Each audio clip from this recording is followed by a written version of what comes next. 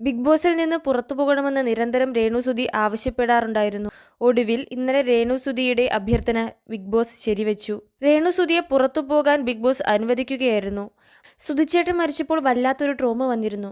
അന്ന് എല്ലാവരും എനിക്ക് അടുത്തുണ്ടായിരുന്നു. ഞാൻ യാത്ര ചെയ്യുന്നതൊക്കെ എനിക്ക് ഇത് മാറാനായിരുന്നു. പക്ഷേ ഇവിടെ വന്നപ്പോൾ ആ അവസ്ഥ എനിക്ക് വന്നു.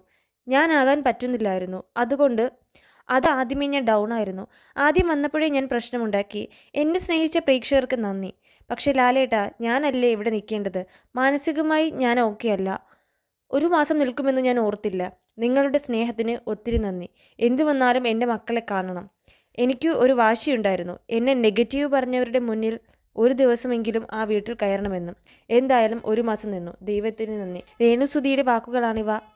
മിമിക്രി കലാകാരൻ കൊല്ലം സുധിയുടെ ഭാര്യ എന്ന നിലയ്ക്കാണ് രേണുവിനെ പ്രേക്ഷകർ ആദ്യം പരിചയപ്പെടുന്നത്. എന്നാൽ ഇന്ന് സ്വന്തമായ മേൽവിലാസത്തോടെയാണ് രേണുസുതി ബിഗ് ബോസ് വീട്ടിലേക്ക് എത്തിയിരുന്നത്. സോഷ്യൽ മീഡിയയിൽ സമീപകാലത്ത് ഏറെ ശ്രദ്ധ നേടിയ ആളാണ് രേണുസുതി.